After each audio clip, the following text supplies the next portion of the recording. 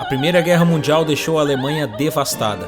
Além dos milhões de soldados mortos, a economia foi completamente destruída. As décadas seguintes no país foram terríveis para a população alemã. Além de toda a destruição causada, o Tratado de Versalhes dificultou ainda mais a reconstrução do país. Na época, um novo partido surgiu, com um posicionamento radical e revolucionário. Queriam retomar o crescimento do país e torná-lo uma potência mundial novamente: o Partido Nazista. À frente dele, um homem que dividia opiniões, onde uns o achavam louco, outros o viam como o homem que salvaria a Alemanha. Nós sabemos o que aconteceu e o quão terrível seus planos realmente eram. Mas o que exatamente isso tem a ver com a história da Volkswagen? Absolutamente tudo.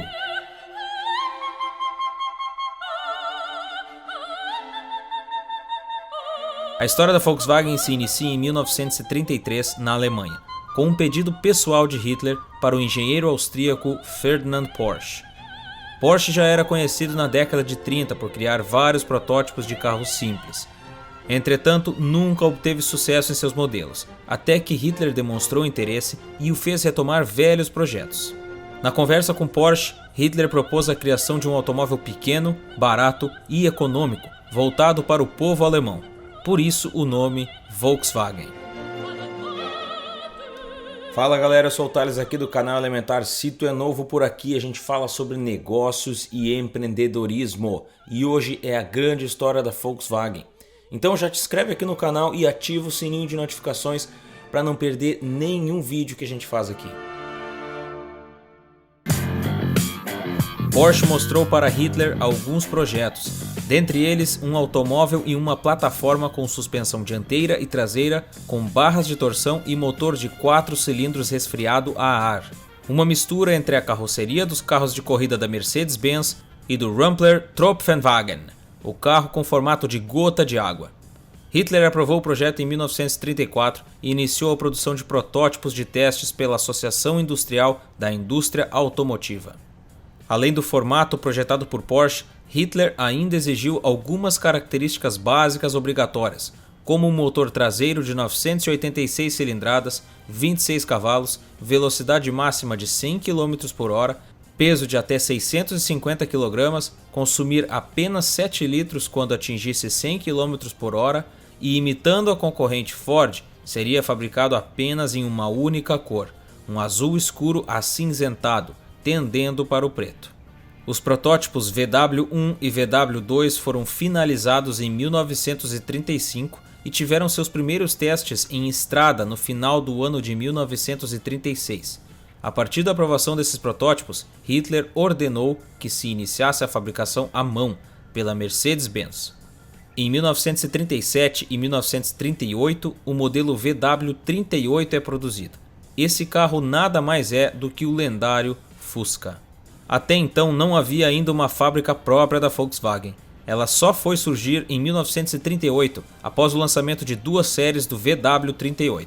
A cidade escolhida para receber a fábrica foi Wolfsburg, ao norte da Alemanha, próximo à cidade de Hannover.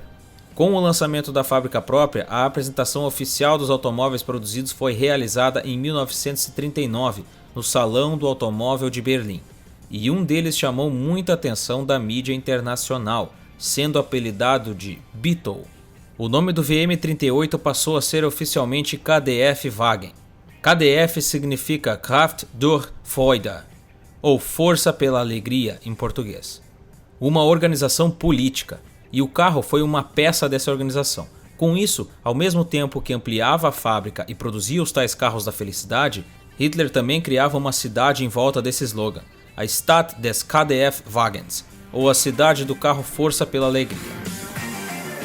Aqui eu preciso abrir um parênteses.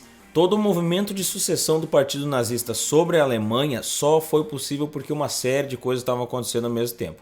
O cenário político-econômico após o término da Primeira Guerra Mundial possibilitou isso, mas teve um outro fator determinante: marketing.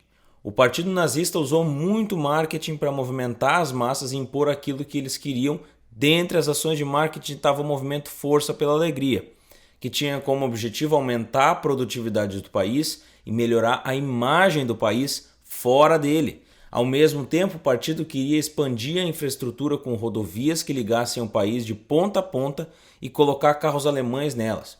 E foi nesse exato cenário que o Fusca nasceu. O KDF era vendido por 1.200 marcos alemães e podia ser parcelado em pagamentos semanais de 5 marcos. Hitler não só criou um supermarketing da felicidade em cima do automóvel, como também criou os pagamentos parcelados, tudo para facilitar a adesão do povo na compra. E a estratégia deu resultado. No final de 1940, a Volkswagen já contava com 300 mil contratos realizados. Entretanto, nenhum carro foi realmente entregue ao povo. Isso porque foi exatamente quando a Alemanha se preparava para a Segunda Guerra. Então toda a produção foi destinada a oficiais nazistas, no total de 215 exemplares, e logo após, toda a fábrica se voltou para a produção de modelos militares e armamentos, produzindo também os foguetes V1. Dos 300 mil pedidos, apenas 630 foram produzidos e nenhum civil chegou a receber o carro. Mas como eu já comentei no vídeo sobre a história da BMW, as guerras na Alemanha foram destruidoras, não só para o país em si, como também para as fábricas de automóveis que estavam prosperando. Como toda a estrutura da fábrica era utilizada para a produção de veículos e armamentos militares, após o fim da guerra e derrota dos alemães em 1945, a infantaria americana que chegou no local tomou a fábrica e deu o controle ao exército da Inglaterra. A direção da fábrica passou para o Major Ivan Hurst, que manteve seu funcionamento na iniciativa de dar melhores condições de vida aos operários que viviam na cidade. Com 9 mil empregados e uma população de 17 mil habitantes, e aumentando pela chegada de refugiados de guerra, a cidade se tornou um abrigo para as pessoas contra o regime nazista, e a fábrica foi responsável pela reparação de jipes do exército britânico e produção de motores.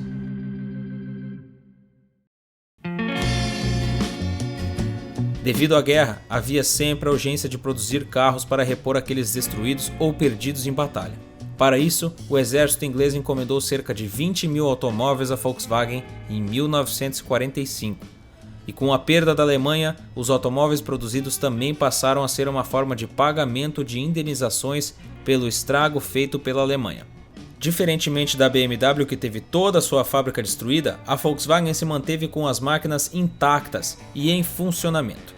E os carros produzidos foram entregues a instituições europeias como os Correios, Cruz Vermelha e outras necessitadas. A fábrica continuou em posse do governo britânico até 1948, mas sua direção foi entregue para o antigo engenheiro da Opel, Heinrich Nordhoff, sendo ele nomeado então diretor-geral da Volkswagen. Apenas em 1949 o Estado alemão retomou a posse, criando uma empresa pública que já tinha sucesso.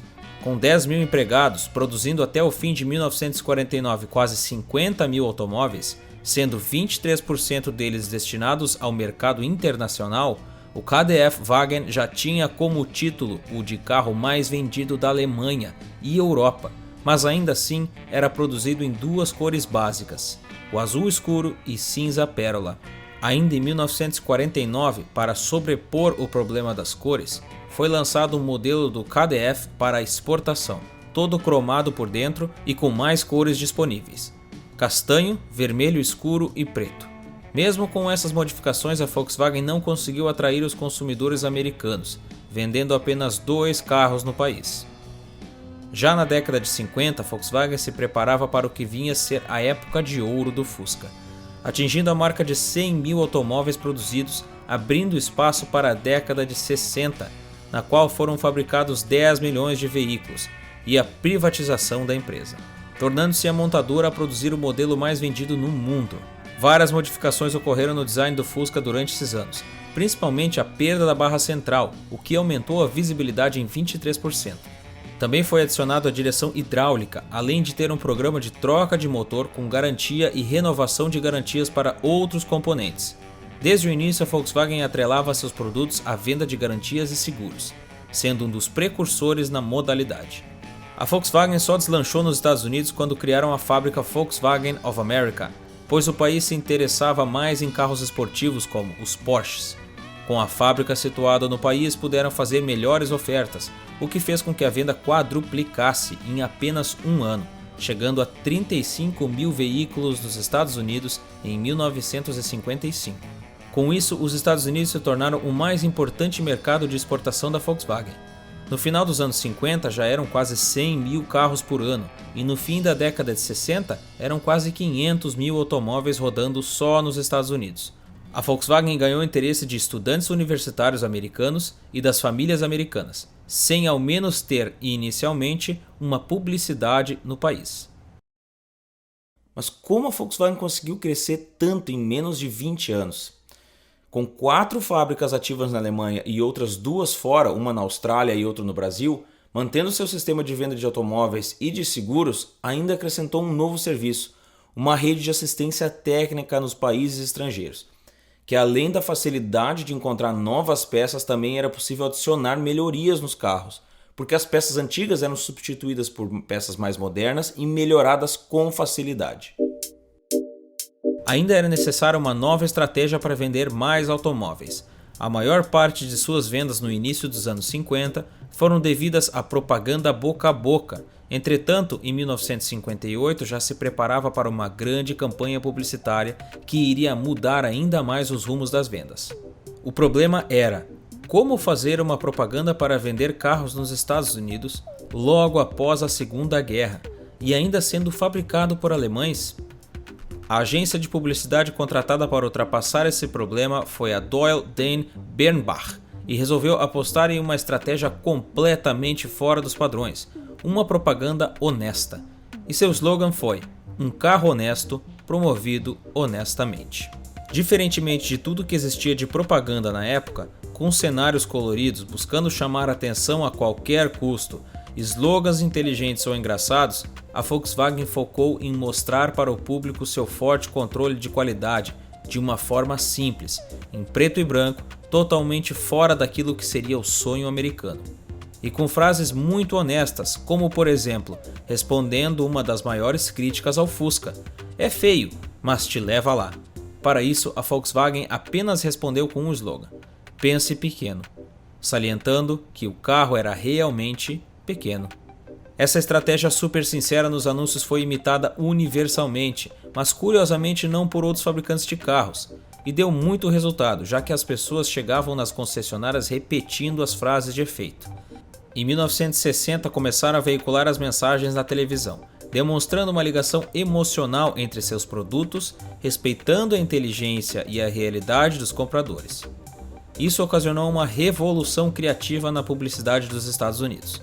Além disso, também foi parte da revolução entre os jovens americanos, que contestavam o modelo econômico e social dos Estados Unidos. A prioridade era pensar pequeno, pensar nas pessoas e no meio ambiente. Em 1971, a Volkswagen já tinha exportado mais de 5 milhões de carros para os Estados Unidos, e no ano seguinte a produção do Fusca bateu 15 milhões, se tornando o carro mais vendido da história, segundo a Volkswagen. A privatização só foi ocorrer no final de 1960 e somente parcial. A partir daí, começaram a pensar em como substituir o Fusca com novos modelos. Em 1961 lançaram o 1500, em 1965 foi a vez do 1600 e o 411 em 1968. O Passat em 1973 e o Scirocco em 1974. E até a famigerada Brasília, produzida aqui no Brasil a partir de 1973. Apesar dos esforços, não fizeram tanto sucesso quanto o Fusca, aos olhos dos clientes. Em 1974, a produção do Fusca foi substituída pelo Golf, estreando a classe de compactos. Com o sucesso do Golf na Alemanha Ocidental e com o auxílio da crise do petróleo em 1973 a 1974, sentiram-se seguros em apresentar o Golf ao mercado americano em 1975, com os modelos Golf GTI e Polo, finalizando assim a história do Fusca, com seu último exemplar vendido nos Estados Unidos em 1979. Apesar do grandioso sucesso de outros modelos, a memória afetiva que as pessoas tinham com o Fusca era muito forte. Então, em 1994, a Volkswagen apresentou o Concept One em uma feira de automóveis em Detroit, um modelo que lembrava o Fusca, e 4 anos depois foi lançado oficialmente o New Beetle, voltado para o público nostálgico e com poder aquisitivo alto. também uma alternativa mais barata aos BMW e Mercedes-Benz, abrindo um mercado mais competitivo em todos os setores para a Volkswagen. O lançamento do New Beetle nos Estados Unidos foi mais uma vez utilizando-se de técnicas publicitárias. A Volkswagen surfou na onda da nostalgia que atingia os Estados Unidos naquela época. As propagandas relembravam o quanto o Fusca era amado nos anos 60, sendo o modelo mais vendido dos Estados Unidos em 1968, e tentava reviver o sentimento de liberdade de toda uma geração. Deu certo, pessoas de 16 a 65 anos queriam o carro e as vendas superaram as expectativas.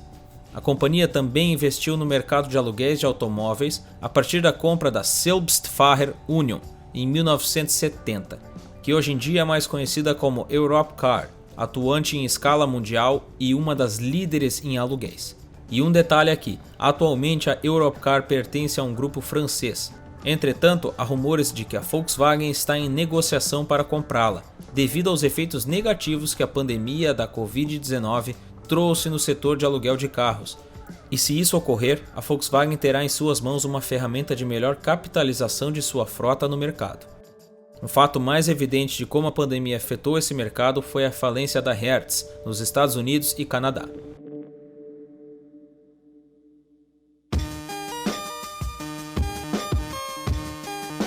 Deixando completamente de lado a honestidade que haviam utilizado nas primeiras propagandas do Fusca nos Estados Unidos, a Volkswagen se envolveu em um escândalo que abalou a reputação da marca. Mas abalou só um pouquinho aparentemente, porque parece que o consumidor tem memória curta. Um grupo de cientistas da Universidade da West Virginia descobriu que a Volkswagen estava usando um software em seus carros a diesel para trapacear os testes de emissão. O software detecta quando o carro está sendo testado, fazendo com que o motor funcione de uma forma diferente, maquiando as emissões, fazendo uma emissão parecer menor do que ela realmente é. Eles descobriram que as emissões verdadeiras são de até 40 vezes acima dos limites legais. A Volkswagen mentiu para o governo e para o consumidor, mas aparentemente o consumidor tem memória curta, pois as vendas podem ter caído logo no início dessa história toda, mas após alguns meses voltaram a crescer. Pode ser que algumas pessoas não se importam com as emissões, afinal, as populares picapes americanas com seus motores 5.0 V8 não são exatamente modelos a serem seguidos em termos de emissões. Mas isso é muito diferente do fato de que a Volkswagen fraudou e mentiu. Se eles fizeram isso com o governo, que pode acabar com eles, imagina o que não fazem com seus consumidores. Parece que muitas pessoas não compreenderam a magnitude desse escândalo. Mas eu compreendi e eu não tenho memória curta. No final desse vídeo eu vou contar uma história bizarra que envolve a minha relação com a Volkswagen, então fica até o final para ouvir. O que mais me intriga nessa história toda é que não só a Volkswagen não está nem aí para as emissões, mas fez questão de maquiar. Agora tenta compensar produzindo carros elétricos, porque segundo uma matéria da Business Insider, ela não tem escolha. Um dos termos do acordo com o governo americano no processo do escândalo foi que a Volkswagen teria que investir 2 bilhões de dólares na infraestrutura de carregadores de automóveis elétricos. Outra parte do acordo dizia que a Volkswagen teria que promover veículos de zero emissão. É exatamente por isso que a história da Tesla é tão importante, porque é possível que nenhuma dessas empresas estivessem pensando em carros elétricos se não fosse a atitude de Elon Musk à frente da Tesla.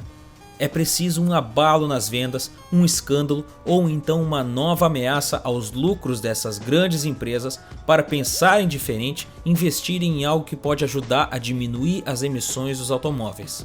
Para entender melhor, dá uma olhada na história da Tesla que já foi tema aqui no canal, confere o vídeo lá depois. Essa velha maneira de fazer negócio maquiando o resultado não cola mais na era da internet. Nós temos a história da Honda aqui no canal, e lá falamos sobre como Soichiro Honda se reinventou quando a nova lei do ar limpo entrou em vigor nos Estados Unidos, fazendo um motor completamente novo, eficiente e que cumpria os requisitos da nova lei. Enquanto isso, por preguiça e por não se importar com motores eficientes, montadoras como a GM utilizavam um catalisador, peça que encarecia ainda mais seus modelos. Isso colava nos anos 70, mas hoje não.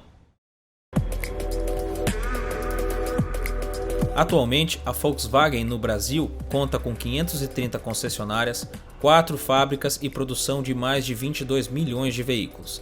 Além disso, pretende lançar no Brasil 6 modelos elétricos até 2024. O primeiro lançamento sendo o Golf GTE híbrido, mas seu primeiro lançamento para modelo 100% elétrico virá com a família ID, ou ID, esperado para o final de 2021.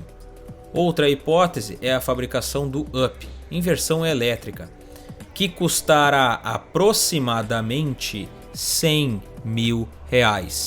Eu nem vou falar nada sobre isso. Comenta aqui embaixo a tua opinião sobre esse Up de R$100 mil. E agora chegou a hora de eu contar a minha triste história que envolve a Volkswagen. Ela começa lá no ano de 2009, quando eu comecei a trabalhar e precisava de um carro. Eu comprei um Gol na época, chamado Gol G5. A Volkswagen nunca chamou o Gol assim de G5, mas as pessoas chamavam. Zero bala, paguei em 60 vezes lá na concessionária Metrovel em Canoas, lá no Rio Grande do Sul.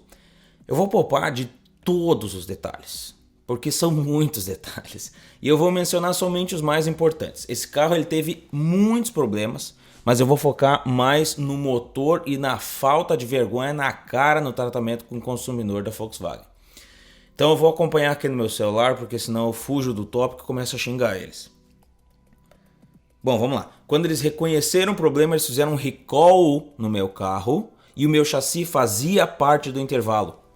Mas eles negaram a cobertura. O cara entrou dentro do meu carro, constatou o problema e negaram o serviço. Começa aí. A revisão de 20 mil quilômetros daria R$1.500. R$1.500 uma revisão de 20 mil quilômetros num Gol. Eu achei um absurdo, logo eu levei num mecânico de confiança e a partir de então eu não tinha mais garantia. Aí o que aconteceu? O motor fundiu com 60 mil quilômetros. Mandei retificar o motor. E é óbvio que não era a escolha correta, mas eu não estava mais nem aí, eu ia vender o carro mesmo. E pensando bem, se eu tivesse continuado a levar o carro na Volkswagen nas revisões de 20, 30, 40, 50 e 60, eles já teriam com certeza cobrado o valor de um carro novo, né? E aí seria mais fácil, eles teriam trocado o motor para mim. Mas enfim, a grande questão aqui, só para você entender, é que o Gol tinha um problema de motor e vários Gols fundiram o motor, e o meu foi um deles. Mas enfim, entre outros problemas. Eles me ligaram essa é boa. Eles me ligaram da concessionária onde eu comprei o carro 3 anos depois que eu comprei o carro e falando que era para fazer uma revisão lá. Eu levei lá o meu carro, paguei R$150 pelo orçamento. Para minha surpresa, o valor do conserto deu R$8 mil, sendo que um dos itens na lista de trocas era a troca completa do motor. Ai, meu Deus do céu. Eu fiz o que tinha que fazer, né? Eu peguei a EcoSport 2008 da minha mãe e troquei o Gol por R$1.30. Ela trocou o Gol por R$1.30 para ela, usado na concessionária da Volkswagen. E lembra quando eu disse que a revisão de 20 mil quilômetros do Gol ficaria em R$1.500? Pois é, a do i30 de 20 mil quilômetros, que ainda estava na garantia e tudo mais, ficou em R$350 desse 30 usado que a minha mãe comprou. Eu vendi o carro na Volkswagen, logo eu dei dinheiro para a Volkswagen. Sim, essa é uma nota importante. Mas daí tu vendeu o carro na Volkswagen, comprou um outro carro da Volkswagen e deu dinheiro para eles. Sim, só que como é que eu ia vender o meu carro para uma outra pessoa? O motor já estava retificado, é complicado, eu não queria enganar ninguém, então eu deixei lá na Volkswagen. E na hora de avaliar o meu carro, muito engraçado, eles levaram lá na mecânica deles lá e admitiram que o carro precisava da troca do motor. Eu inclusive ouvi que seria interessante avaliar como o dono do carro cuidou do carro nos últimos 3 anos. Eu podia esganar o vendedor ali. Por quê?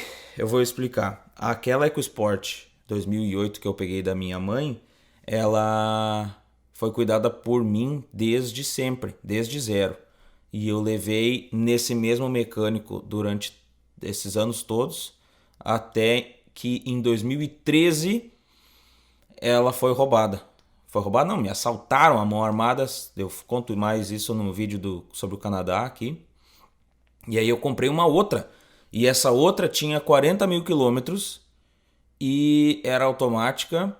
E o que aconteceu foi que eu só vendi ela porque eu estava vindo para o Canadá e eu vendi ela com 160 mil quilômetros. Ou seja, eu sei cuidar bem dos meus carros, só que nem meu pai é muito chato para carro.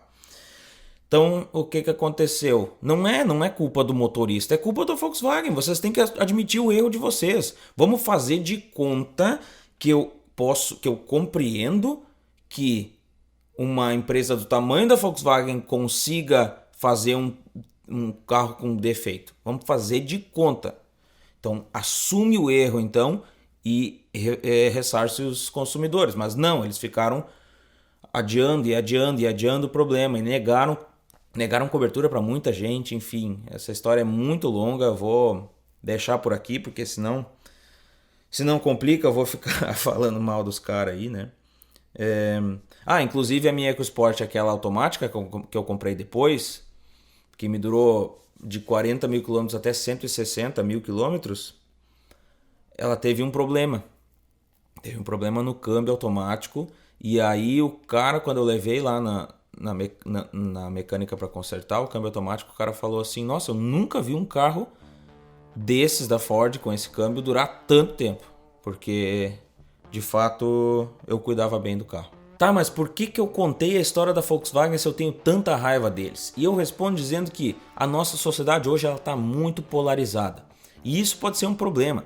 Esse é um exemplo de como não ser polarizado, porque mesmo estando decepcionado com a atitude da Volkswagen no caso do Gol e no caso do escândalo das emissões do Dieselgate, ainda assim é possível olhar para a história pós-guerra deles e se inspirar com técnicas de publicidade que marcaram época e inovações que mudaram a indústria. Para mim não existe essa de se não tem preto só pode ser branco. Eu consigo separar as coisas e filtrar aquilo que tem de positivo em determinada história ou conceito. É claro, não tem nada de positivo na minha história com a Volkswagen, mas enfim. E se você ficou até o final, eu quero saber a tua opinião sobre esse tema. Deixa um comentário aqui embaixo sobre o que tu acha da Volkswagen e o que tu faria na minha situação. Aqui na tela eu vou deixar outros vídeos das histórias de outras grandes fabricantes de carro. Então clica em um deles aqui que eu te vejo daqui uns 5 segundos. Por esse vídeo é isso, um grande abraço e até mais.